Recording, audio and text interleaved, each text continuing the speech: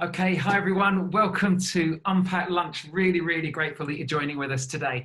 In fact, this Wednesday is slightly different to normal in that Jonny is currently on furlough. So we have pre-recorded this, just as Jonny had pre-recorded the talk for Sunday. And so we're not going to be able to answer your questions in quite the same way. But I will be obviously watching this live. And so if you want to put anything in the chat, I will do my best to try and answer anything that Jonny has completely confused you over. Okay, he'll often do that, and so hopefully I'll be able to at least set that right. But we should be able to do that through going a little bit deeper into Jonny's talk and into understanding this whole issue of you always get what you deserve. Did Jesus really say that? And if he didn't, why not? So Jonny, welcome. Really, really good to hear you speaking. I hope that your furlough time goes really, really well. You're currently on it because that's when this is being shown. But I'm talking to you before that furlough. So yes, I hope you're getting on okay. Jonny, from this Sunday, first of all, let me just ask you the question. Can you tell us a time when you have got away with something that you shouldn't have done? There's going to be a ton of stories, so go on. Just a ton of stories, but the ones that I'm allowed to say on Facebook would probably be my favorite one of those would definitely be, and it's a story that me and my friend Andy keep on going back to because that happened. I want to say it was the Euros. It might have been a World Cup. It was one of the competitions where England didn't do very well, but that doesn't really narrow it down. And we just lost to Uruguay, and so we'd gone to a pub in Norwich, and we'd seen it. It was good atmosphere until we lost. And then afterwards, we were walking around Norwich. We found ourselves walking around Carrow Road. Now, I'm definitely not a Norwich supporter, so I don't want any abuse, underneath in the comments. But as we were walking around Carrow Road, sort of in a bit of a slump because England had lost, we saw just a door that was open on the building. And I sort of turned to Andy, and Andy looked at me and goes, "Oh, do you reckon we could get in if we were confident enough?" And I thought, "Oh, not really." He says, "Trust me, if you just go in confidently enough, guarantee we'll be able to get in. Worst thing comes to worst, we'll just run away again." And so we were relatively young, so we were walking towards the store, and there was a security guard and a woman at reception. We just thought, if we just go in confidently enough, we'll go straight up the stairs and we'll see where we can get to. And we did go in confidently, and nobody looked at us, nobody questioned us or anything like that. We went straight up some stairs. We saw a little room, a little conference room where people were having some form of conference or party or whatever it was. So we decided to go up another flight of stairs. And from there, we managed to get into the players' lounge, the commentary boxes. We didn't do anything that we shouldn't have done outside of that. But we managed to get through a door that led us out into the stadium, and just being in an empty, it was Carrow Road. So, but being in just an empty stadium like that with no one else around was just amazing. And then on the way out, we just walked out really confidently, nodded our head to the security guard saying, "Thank you very much." And he said, "Thank you." And we walked out, and it was fine. So that was lots of fun, and got away with it. Shouldn't have done it, but as you can tell, I'm really sorry. Yeah, that's right. And it is true, though. If you are really confident, you can get away with all kinds of things. Jacket, you'll get there for sure. I know. Jonny, so go on, take us back to Sunday. Take us back to your message. Just lots of people will have watched it already, but for those that perhaps missed it for whatever reason, just fill us in a little bit about what it was that you were talking through. Okay, sure.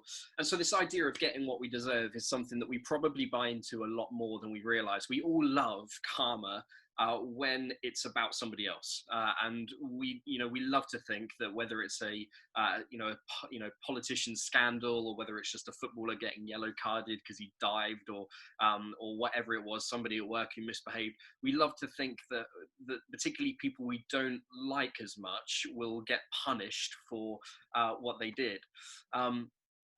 And so I'm just getting a phone call, so this isn't good, is it? Right. So when for those of you who have Macs, you'll know this. One of the beautiful things about Macs and what they offer is that they're all so united. But the problem is that when someone gives you a phone call, everything tells you you've got a phone call all at once. I know. Not particularly good. Anyway, so we all love karma, particularly when it's against somebody we don't particularly like. We hope that what goes around will come around. We all kind of hope for it, and there's a sense of justice when that happens, when someone gets paid back for something wrong that they've done. And on the other side of that, we also kind of like karma. When good things happen to good people, that sort of gives us a good sense. We think, yes, they just so deserve that, particularly because we tend to think of ourselves as good people as well. The problem kind of comes in, though, is that when we do something that we shouldn't do, and we don't get away with it, or we do get away with it, all of a sudden there are other parts of the story that we feel like need to be told. And so I kind of shared the story of when I was at university and essay grades and blah, blah, blah. All of a sudden, when it was about me, it was like I could explain a little bit, into why things were happening. The other problem is that with karma, or with getting what you deserve, is that actually it doesn't happen as fairly as we'd like to think. In fact, many of us, our faith would have been built on this idea that God will reward good people and punish bad people. And our faith at some point was probably damaged when we think, how come they got away with that? Or how come God allowed that to happen? Or how come I did this and I didn't feel like God came through? The consistency of karma, or the consistency of getting what we deserve, just doesn't really make sense. But actually, Jesus never said that we would get what we deserved. In fact, he said something very different. And so we look through the story of the woman at the well, and as Jesus is at this well, this Samaritan woman approaches, and she's like the least likely person you would ever expect Jesus to interact with. But she approaches him, and she, and he says, look, you've got a bucket of water. I'm next to this well. Can you give me a drink? And so they have this discussion over whether they should even be interacting. But Jesus kind of reveals himself to her as this Messiah that the Samaritans were looking for. So the Jews were looking for this Messiah as well, but the Samaritans were as well. They were looking at it for a slightly different reason. They were looking for a second Jacob. So you'll often, you may have even heard that the Jews were looking for this second David character, like a second David who was going to come and free the people. The Samaritans kind of had a similar view, but they were all about this guy Jacob. And they were next to Jacob's well, and so Jesus kind of reveals himself as the Messiah that they're looking for. And while she doesn't fully understand it, she accepts it, and she accepts this redemption. She accepts this living water that Jesus is offering. And Jesus doesn't respond to her as we might expect him to. Instead of just saying, peace be with you, all is forgiven, maybe causes a miracle, maybe causes water to overflow from over the well, like some of the legendary stories that she may have heard from Jacob. What Jesus does is he says something incredibly cutting. He says, tell me about your husband. And she says, well, I haven't got a husband. And he says, yeah, you're right. You've had 5 husbands, and the man you're living with at the moment isn't even your husband. He reveals to her perhaps the biggest thing in her life that would have caused her to be the loner that she was, or the person who would have seen herself as unworthy. But I think what Jesus is doing is incredible, because what he's saying is, listen, there's stuff in your bucket that you need to empty out in order that I can give you the living water I want for you. Jesus is fully going after this woman's heart. And in order for her to be able to receive it, there's other stuff she needs to empty out. In other words, for Jesus, one of the fundamental requirements of faith is that you let go of what you deserve in order that you can embrace what you don't. Jesus never equated value with what we deserve. And so ultimately she recognizes this, and she goes off and tells the whole, everyone in her village. And one of the details that she says that I think is brilliant is that she leaves her bucket behind. And maybe we'll talk about that a little bit later, but that was kind of the talk we went through, and how we're called to do the same as well. What would it look like if we lived in a world where we didn't treat people on what they deserved, but instead on their intrinsic value that God gives them? Okay, no, I get that. I guess in a sense, though, the Old Testament especially confuses us in all of this, because if you read the Proverbs, it's all about, the righteous or the good person. These good things happen, and the bad person will be. Do you know what I mean? And so it's almost as if we get caught up in that way of thinking, whereas Jesus never said that we would get what we deserve. Okay, look, within your talk, Jonny, you mention things that I don't think I've ever read in the Bible about Jacob and about that whole situation. So go on. where have you got that from? Have you just been making stuff up? Tell you what, I'm not sure if people recognize the scariest thing you can ever hear from your church leader after you've spoken on a Sunday is you've just said something that I don't think I've ever heard in the Bible. Did you make it up? Words cannot describe how worrying it is. But I did. I said something that wasn't in the Bible that this woman probably knew and the rest of it. And so kind of want to introduce some of you, maybe you've heard of this before, of documents that have been around, exist, and you can check it out for yourself and read around it, of documents that would have existed for these people and still exist today. And it's called the Midrash. And so it's not a rash in the middle of wherever. Don't get that out of your mind. It's effectively an ancient Jewish commentary. So whilst now speakers or preachers or pastors or whatever on a Sunday, in order to prepare what they want to say, they might go to a Western commentary written by someone, and there'll be books written about books in the Bible, and there'll be different emphasis on numerous different books. So there'll be theological emphasis, or there'll be a pastoral emphasis, or there'll be a technical emphasis, or a language emphasis, loads of different material to help you really grasp and understand what's been written. In the same ways, for the Old Testament, the Jewish people would have had this ancient Jewish commentary, and it was slightly different in the sense that this would have been less technical but more story-based. And so the idea of the Midrash really is to tell you a story that will take you all the way around the block and lead you back into the place that you were originally, but with a greater understanding of the whole area. And so there would have been stories all about the stories, and some of them are just weird, some of them are crazy, but when you start to have a look at them and start to have a look at the sages that wrote about them, it gives you such a brilliant insight to what was going on in some of these old stories that we might struggle with today. And so as part of this, one of these stories in the Midrash for the Jewish people, and we still have today, is the story of the miracles that Jacob did. And so it tells you other stories of what Jacob did that kind of brings you back to the message of Jacob. And I don't want to get too much into that for now, because that might be too much of a diversion. But basically what it's to say is that because Jacob was such a significant character for the Samaritans, it's almost certain that they would have had an understanding of some of these stories. They'd have almost been like bedtime stories that they would have been told. And one of these is Jacob and his well. And this is the well that Jesus meets the Samaritan woman at.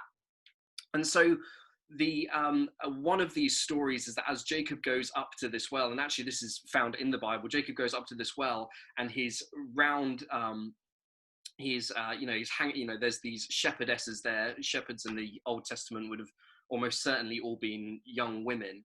And as he's there, he's, sort of saying, look, can you feed some of my flock, or can I get a drink? And they were like, well, you can, but you have to lift this stone off, and we can't lift this. And this stone's heavy, and it takes more than one person. And Jacob sees Rachel approaching, and one of the stories is that he picks up the stone and he takes it off all by himself, and it's this moment of romance where he sees the girl that he likes, in order that it propels him to lift off this stone so the shepherdesses can get the water they need, so they can go away and he can hang out with Rachel. But one of the stories that the Midrash says, and one of the miracles that he does, is that he's at this well without a bucket. And one of the miracles is that he causes the water to flow up from the well and overflow. And so effectively he gets the living water out of the well without a bucket. And so all of that kind of would have been playing in this Samaritan woman's mind as as she approaches this well at noon, Jacob's well that everyone knows about, and she sees a man there offering to give living water who hasn't got a bucket. And so it kind of makes sense why she keeps on bringing up Jacob in her responses, because she's like, hey, are you really saying that you're the second Jacob? Are you really saying you're the second Jacob we've been waiting for, the Messiah that we've been waiting for? And I love this, because for the Samaritans, it was all about Jacob. For the Jewish people, it was all about David. And where are the disciples at this point? Well, if you read through the chapter in John 4, is that the disciples decide to go rushing off to the village in order to get refreshments for Jesus. And that's a story that would have been, that perhaps might have just clicked something into gear or clicked something into mind for the Jewish people reading this. Because there was a great story with David where he was on the, out in the wilderness, his thirst needed quenching, and so he's followers decided to go behind enemy lines in order to get him something to drink. And that's exactly what the disciples are doing. The disciples saw Jesus as this second David, so they go behind enemy lines into the Samaritan village that they would have hated to decide to get something to drink for Jesus. But in that moment, instead of Jesus revealing himself to those people that you might expect, he also reveals himself to the Samaritans. And what's going on here is Jesus is saying, listen, he's using this moment to teach something that was perhaps one of his most important messages. He's saying, listen, I'm here for everybody. The Messiah that you're waiting for, the Savior that you're waiting for, the person who needs to fulfill everything that you're lacking in is here. And I'm not just here for any one group, I'm here for everybody. And so the story kind of helps us build up that picture of what's going on. Okay. All right. And where do you find out this stuff? Google. No, so you can get so you can find midrash commentaries online and the rest of it. Some of the best teaching on the Old Testament is go to the rabbis. They won't really tell you much about Jesus, unfortunately. But if you read a lot about Jesus and you hear what these guys say, often that will point you in a good direction as well. There's a podcast that me and Steve listen to, and part of our 10-month group, we listen to it as well, called the Bema Podcast. You'll hear us talking about this a little bit every now and again, just because we think it's great. But that often refers to these writings and these other sources that you can use to help get better insight to particularly Old Testament writing. Okay, thank you, Jonny. The kind of the conclusion of your talk, the kind of the application part of this, you spoke about how the woman at the well had been talking with Jesus, and when she left her bucket. And then you talked about how in order for us to be able to receive, we have to empty stuff from our bucket. So that's why he talked about being married 5 times, blah, blah. So why is that important? Because when we carry around anything else that we shouldn't be, it's almost as if we're saying that is more important than what Jesus has to offer. So I mentioned in the talk that the first thing that Jesus says to this woman is, can you give me a drink from what's in your bucket? And what Jesus is saying is like, I want what you currently have. And why does Jesus want what she currently has? And ultimately it's so that Jesus can give her something that she needs even more. And that's, I think, he speaks in less metaphorical terms, I think, when he then starts talking about her husbands, because that's the kind of stuff he's wanting. It's like, actually, I want that. That's the stuff that you're currently filling your bucket out of. That's the stuff that you're currently living with. That's the stuff that you're currently getting your identity from. And I need you to empty that out to me in order that I can give you something better. And so I think that's why it's so important, because imagine if the woman didn't, and I think her leaving the bucket at the end is just kind of such a nice little nod and a wink to the reader, because what it's sort of saying is like, actually she really did, in like a physical and a fully spiritual sense, she just left everything with Jesus and took the living water, the refreshment, the forgiveness, the redemption that he had to offer. And so whenever we carry around things in our buckets, in our lives, and we don't give them over and we still decide to live by them, it's almost saying what Jesus has to offer isn't as good, or it's not important. It also allows us to buy into the idea that the stuff in other people's buckets could be greater than what Jesus could offer them. And that creates room for unforgiveness, which we looked at the beginning of the series as well. And so what I'd also say is that the things that we often have in our buckets might not necessarily be bad things, like the Samaritan woman. These things could also be titles that we live off. They could be things that we find worth in. I can't remember who said it, but they sort of said that shame and pride often come from exactly the same place. And that's the fear of what other people will think if they see them. And I think that's exactly the kind of stuff that we can put in our buckets. It's the stuff that we think, oh, if I didn't have this, then people would see me for who I am. I need people to recognize this within me. You know, I need people to recognize that I'm good at this, or I'm capable of this. Or it could be, I need people to not see this insecurity, this fear, this worry. Okay. And it's when we empty that out that God can then fill the gap with what we really need. Okay, so that sounds good. right? Right, yeah. So I like the concept of it. The question is, how do you do that? So give me an example, and then of what it might be that we have to empty out, and then what do we do? How do we do that? Mm. So for me, one of the examples, I can remember it being, so part of it's recognizing it, isn't it? Part of it's going to be recognizing the thing that we own and we carry around. And often that's, we need help by others in order to recognize that. So for me, I can remember a story when I first ever came to the Forge. I did a 6-week placement as part of my degree. And as part of that, I spent a lot of time with Matt Levitt, who many of you will know. And in spending time with Matt at the end, we kind of had this review session. Matt was trying to sort of highlight different bits that he saw and bits that were good and bits to work on and so forth, so forth. And something that Matt said, he said, do you realize that you have this phrase that says, yeah, yeah, yeah, yeah, yeah? And I was like, no. And he was like, yeah, you say it. You just say, oh, yeah, yeah, yeah, yeah, yeah, yeah, yeah. And I was like, I never realized. I said, sorry, is that annoying? And he was like, yeah, you also need to not worry that you were born in August. And I was like, okay, well, this is weird. I was like, what's this guy getting at? And he says, yeah, you have this phrase, yeah, yeah, yeah. And it doesn't matter that you're born in August, and the two are connected. And so I sort of said, go on.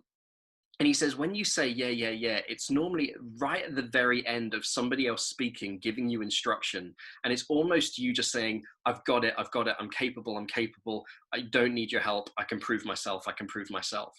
He says, the other thing that you often tell people whenever somebody says, oh, how old are you at the moment? Which is obviously what somebody asked, or a couple of people asked when he was around and heard me. I'd say, oh, I'm 18, which I would have been at the time, but I was born in August. And for me, that had always been something I'd said because I was born in August, right at the very end of the year. And so it was like I was quite young for my age, but End of school year. yeah, but for the school year, I was the youngest in the school year. And he says, the reason you say that is because there's a recognition that you have to try and prove yourself, prove that you're capable, in order that people are going to respect you. And he says, that's not true. And the way that comes out is you just saying, oh, yeah, yeah, yeah, yeah, yeah. And of course it comes up, and he was a genius to be able to spot it, or maybe I was just an idiot not to be able to spot it. But since then I just recognized, oh yeah, how much of my value, how much of my worth, how much of what I feel like I deserve comes from me being able to prove it and do it by myself. How much of my value comes from people complimenting me on things that they thought that I couldn't do. And it's still something, honestly, that I probably naturally get pulled towards. But the reality is that that's the stuff that Jesus wants me to empty out and recognize, actually, I don't need to prove myself. Jesus loves me anyway. Regardless of the best day I have or the worst day I have, actually God's view on me really doesn't change. Now, of course, he wants me to pursue good things. He wants me to do it, but he wants me to do that out of the heart of knowing that his love for me is consistent, not wavering and dependent on what I'm able to do or not do. Okay, that's great. So that's the this is an issue. So that's great because that's a really clear one. It's a personal one to you. So how do you empty your bucket? How do you give that to God then? So first thing would be prayer. First thing can be, God, actually, it can be a physical declaration of what you want to offer. And I think when you physically speak out something, you really lay it in the sand and you say, actually, this is something I want to do. And after that, I think it's process. I think you can always be going in a direction with this kind of thing. So for me, it's been a process of asking, of telling people that story of me so that they can recognize when I continue to do it. And so it's definitely a process. So I think of the woman at the well, and she goes off and she tells people, look, there's a man who could tell me things about myself that he could have never otherwise known. And he offered something instead that's better. Now, what happened after that, we don't know, but I can't imagine that all of the insecurities around what she faced, all of the issues that caused her to be divorced 5 times just disappeared overnight. I mean, maybe they could have, and maybe those stories exist, but maybe they didn't. Maybe that's going to be a constant process of a constant giving over to God and a daily, God, actually, this is something that I live with, and I need you by your Spirit to slowly take this away from me, take this away from me, take this away from me, take this away from me. So it's a process, it's a prayer thing. Yeah, I would definitely say. And also, I think it's a recognizing what you can take instead. And so, um, it's almost the phrase that there's no empty space in the heart, in the sense of actually, if you take something else out, there's going to be room for something else to come in. And actually, I think when God does do, and there's a miraculous nature to this, when we do offer up things to God, I think God honors that. And either by process or by miracle, he replaces those things with a greater security, a greater purpose, a greater joy. Yeah, fantastic. And can I also just say, I am so grateful that Jesus never said, you always get what you deserve. Oh, yeah. Because we would be stuffed, didn't we? Yeah, and that's the other. Like, imagine if Jesus did say that. Like, imagine if you lived your life I know. daily. Many of us do, so we know the pain of that. Imagine if we did get what we deserved. It would just be crazy. I know, I know. Jonny, you are going on furlough, which is why this is pre-recorded. How can we pray for you now? Because you'll be on furlough when this is being shown. How can we pray for you? It's like speaking in the future, isn't it? So I'm Yeah.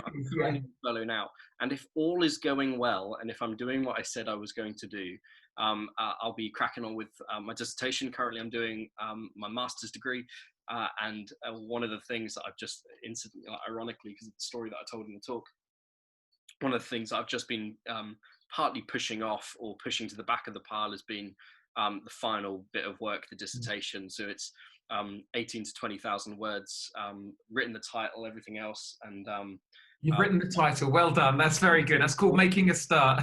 yeah, well, if you say that, it's more than you think, because everything else Yeah. relies on that, and it still might change. But yeah, I'll be cracking on with that. So I doubt I'll finish it, but hopefully we'll make really good progress with that so that I can get it submitted. Great. Well, we wish you well with that, Jonny.